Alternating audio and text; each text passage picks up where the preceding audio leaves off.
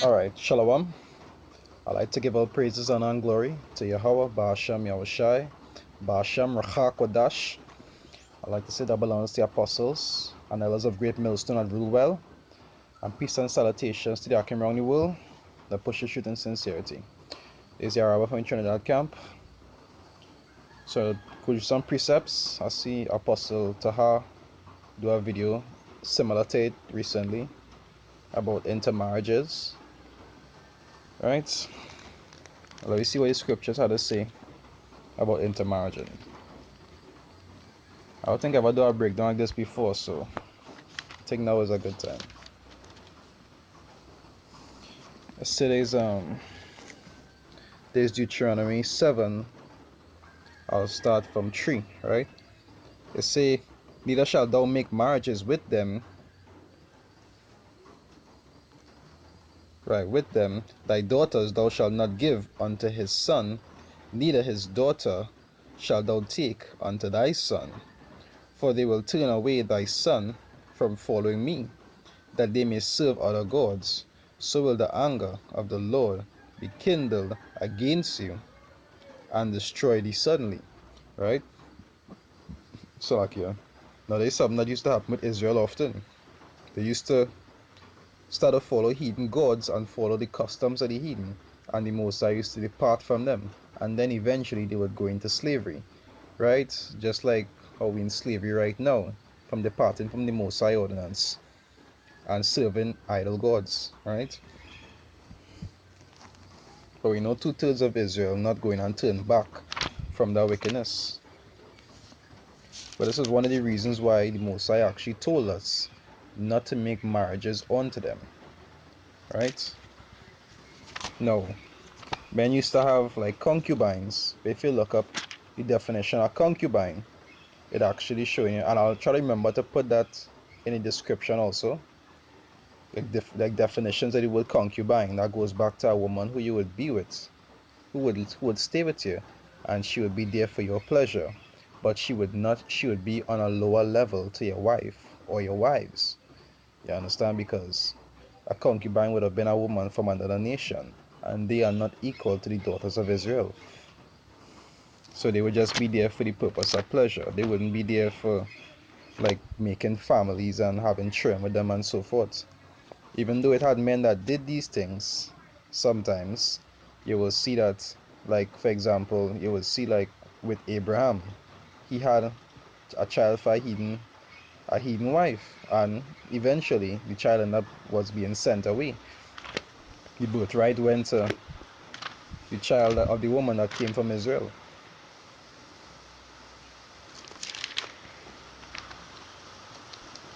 Right?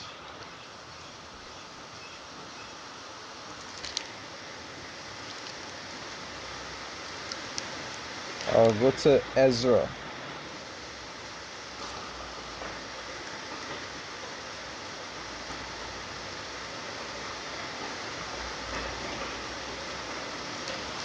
I'll go to Ezra. No, I'll go to Ezra just now, because Ezra is a long precept.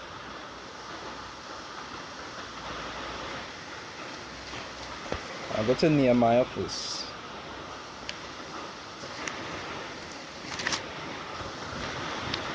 Right, Nehemiah 13.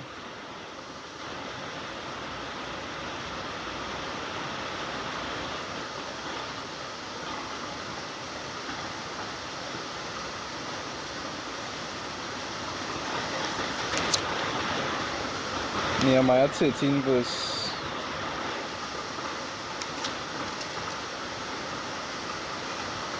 Nehemiah 13, I'll read verse 25, right?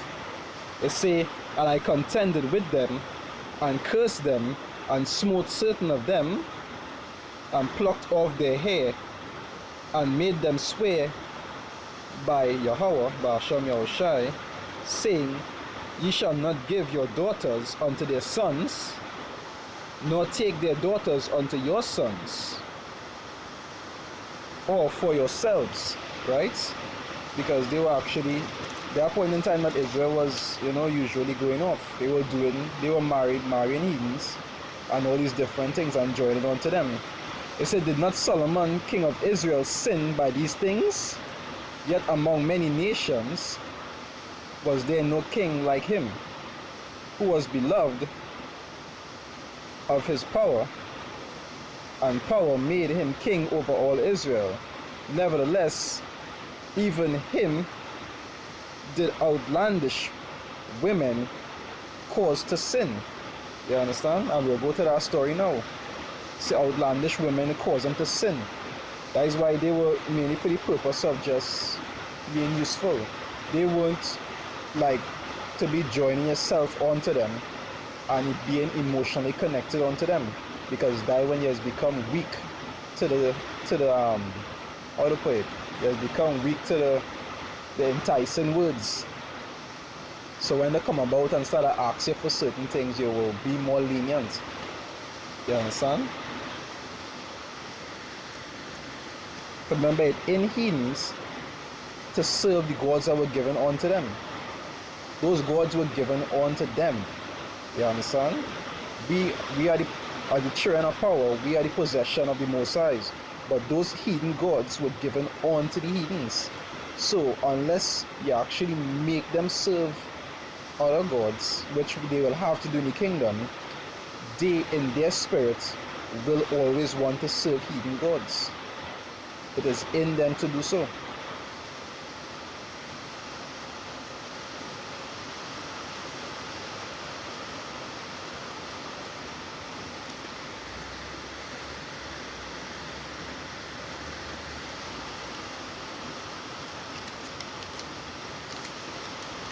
So this is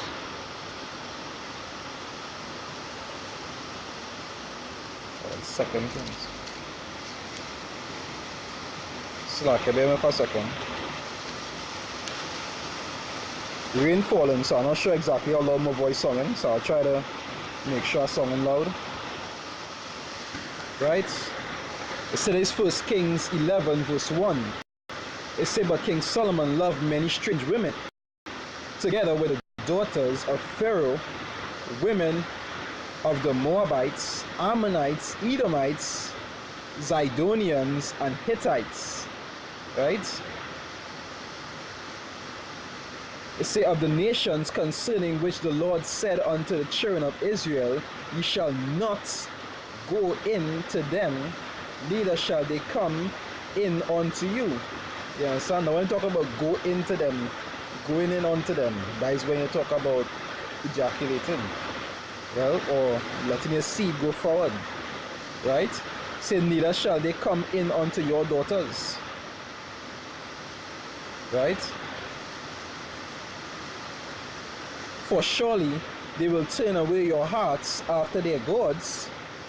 Solomon clave unto these in love. You understand? He actually get connected to these heathen women. And not to say that these heathen women didn't have knowledge of their gods. He took them from their lands. You understand? Whether it be for the purpose of marrying to keep peace between certain nations or whatever, they already grew up in the customs of serving their gods. So it's not like they was ignorant to the matter. So when they came under his possession, they still had knowledge of to go around doing hedonistic things. You understand? So that make it even worse. Right?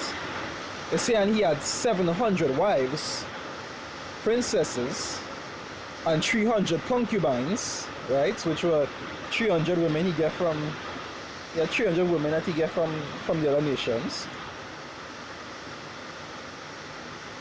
And his wives turn away his heart, right? You see, and even some of the wives he had also was wives of Edens, right? As see, and his wives turn away his heart. For it came to pass, when Solomon was old, that his wives turned away his heart after other gods, and his heart was not perfect with the Lord, his power, as was the heart of David his father. Right? It says, for Solomon went after Ashtoreth, the goddess of the Zidonians, right? And after Milcom, the abomination of the Ammonites. And Solomon did evil in the sight of the Lord, and went not fully after the Lord, as did David his father. Now you'll see the always refer to David in a big way, because even though David might have do some things that was off, which every man does do, he still served the Most High to the end. He still repent for his actions and still serve the Most High the best he could, because you're in the flesh. You wouldn't be able to do everything perfectly. Sometimes you'll be moved to transgress at times. But you had to repent and actually seek righteousness, right? To say, then did Solomon build a high place for Chemosh, right, the abomination of Moab, in the hill that was before Jerusalem, and for Molech, the abomination of the children of Ammon.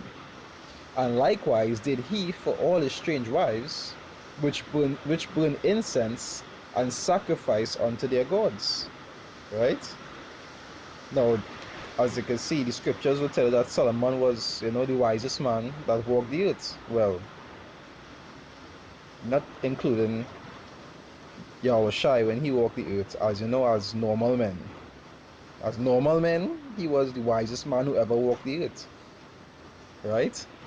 And the wisest man ever walked the earth, look what happened to him. So a man can never assume to himself that you could do these kind of things and think to yourself that you'll be wise enough to deal with it. You'll just be fooling yourself. Because really and truly, when a man is kept from evil, it's the Most High who does keep him from evil. It's not a matter how wise you think he is. Right? That is why it's always good to try to do the correct thing as much as possible.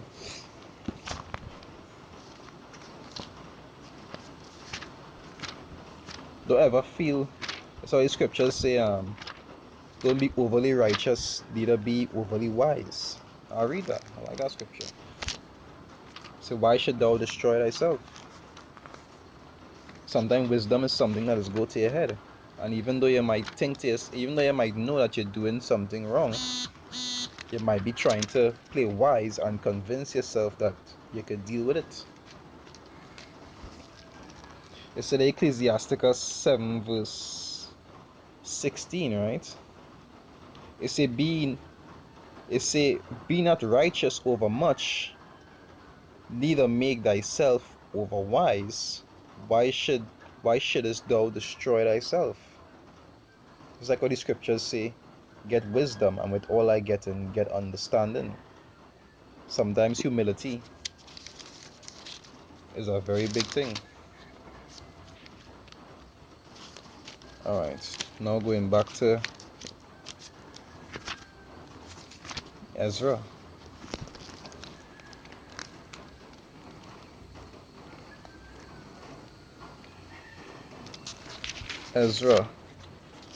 I'll read Ezra. I'll read Ezra 10. Alright? Ezra chapter 10. It said, now when Ezra had prayed, and when he had confessed, weeping and casting himself down before the house of power, they assembled unto him out of Israel a very great congregation of men and women and children, for the people wept very sore. Right? You see, and Shechaniah, the son of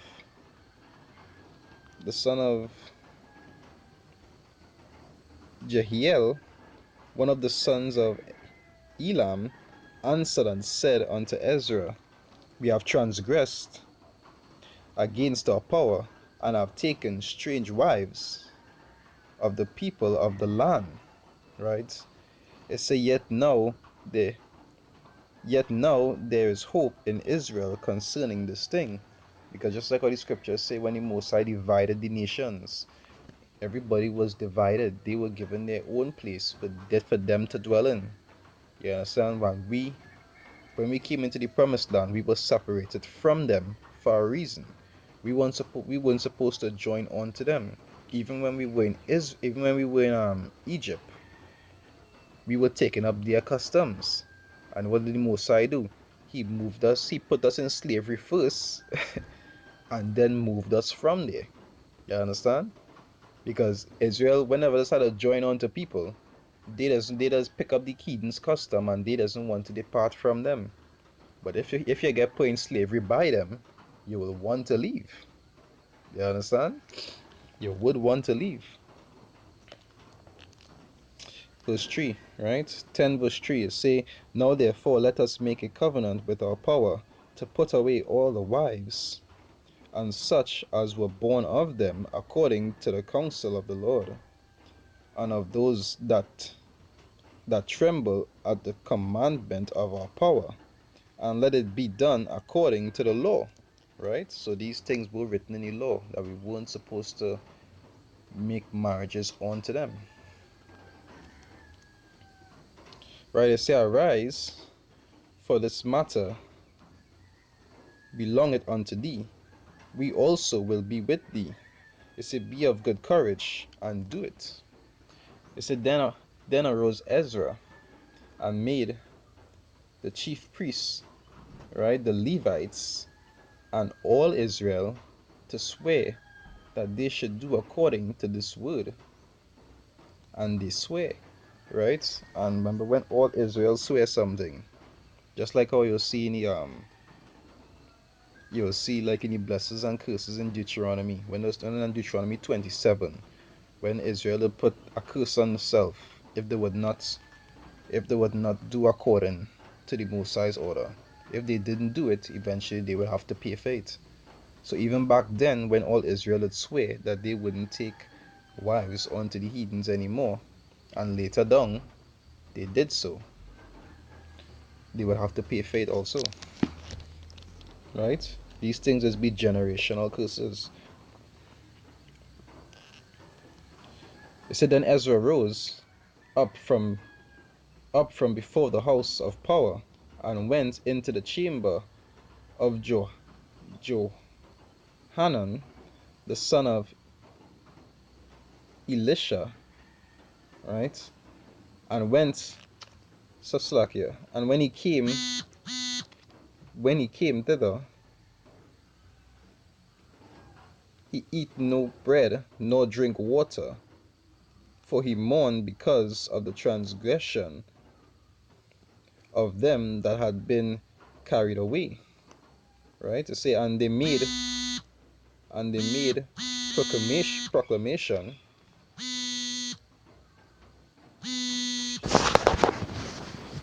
Yeah, Salakia about that and small interruption there. Salakia. Right? I reach verse.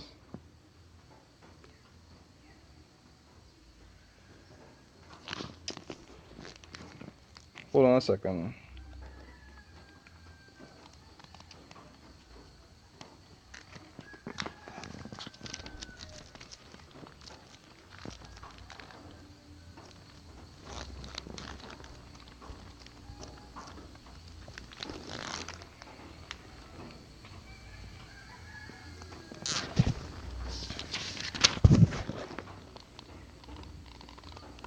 Right. Say verse 7, right? It says, and they made proclamation throughout Judah and Jerusalem, unto all the children on the captivity, and they should gather themselves together unto Jerusalem, and that whosoever would not come within 3 days, according to the counsel of the princes and the elders, all his substance should be forfeited, and himself separated from the congregation of those that had been carried away. So this was an order that established that when they had to make this decision, all men had to come to that council. Right? It said, then all the men of Judah and Benjamin gathered themselves together unto Jerusalem within 3 days. It was the 9th month of the 20th day of the month, and all the people sat in the street of the house of power, trembling because of this matter. and for the great rain. It said, and Ezra the priest stood up and said unto them, say, ye have transgressed.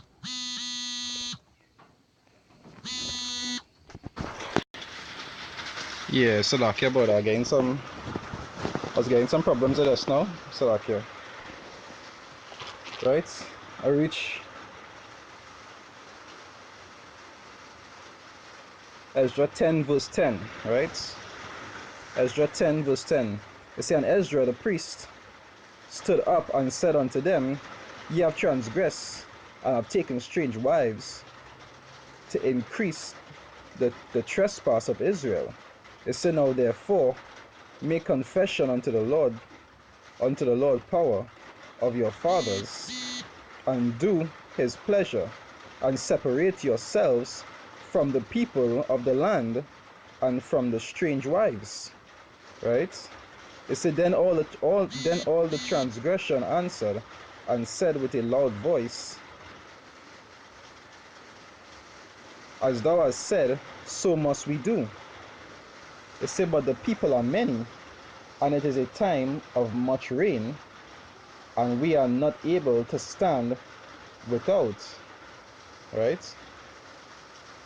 Neither is this a work of one day or two, for we are many and have transgressed in this thing.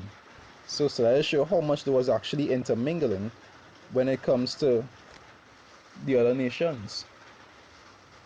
It said, let now our rulers of all the transgression stand, and let all them which have taken strange wives in our cities come at appointed times, and with them the elders of every city and the judges thereof, until the fierce wrath of our power. For this matter be turned from us. Now, there's something that used to happen. The Bosa used to work in a system where if they were doing something wrong, he would make them fix it. Now, if you read the rest of Ezra, chapter 10, you'll see, I'll read the last verse.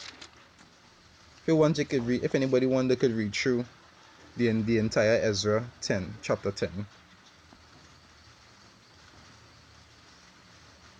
Right? Now, there was doing an account of all the different families and how much of them had wives, right? And the last verse, it say, all these had taken strange wives, and some of them had wives by whom they had children, right?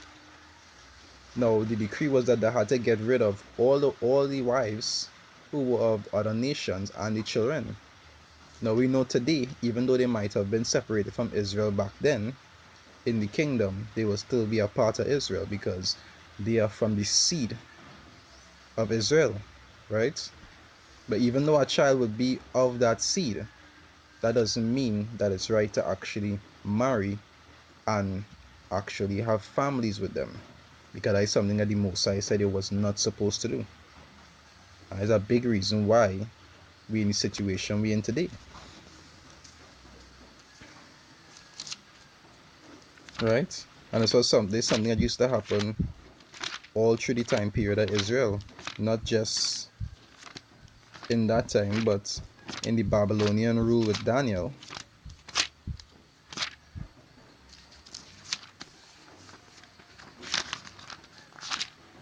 In the Babylonian rule with Daniel, it had the same thing going on.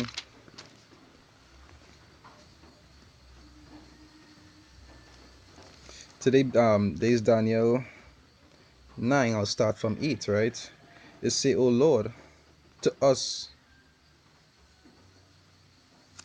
I'll start from Daniel 9. I'll start from 7, right? It say, O Lord, righteousness belongeth unto thee, but unto us confusion of faces, as at this day. It said to the men of Judah, and to the inhabitants of Jerusalem, and unto all Israel that are near and that are far off. It said, though all the countries whither thou hast driven up, thou hast driven them, because when we were driven to other places also, when he drive us and spread us between the nations, obviously we would intermingle with them, right? But all these things, as I say in Acts 5:30, I say, but how would say, I think it's 17:30, Acts 17:30, say, any time your ignorance the Most High winked at. You understand? But now, if it's a person you understand, then no, you're not supposed to make marriages with the people of other nations. If you actually know the correct thing now, you will be held accountable for it. Right? You see, because of their trespass, that they have trespassed against thee. Verse 8, it say, O Lord, to us belongeth confusion of faces, to our kings, to our princes, and to our fathers, because we have sinned against thee.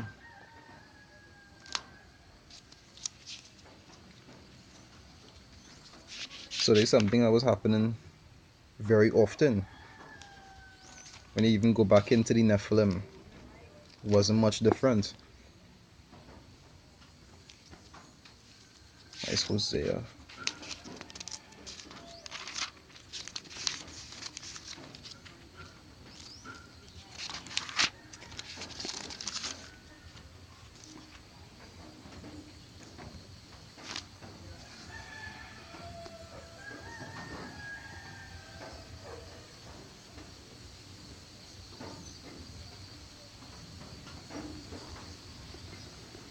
Hold on.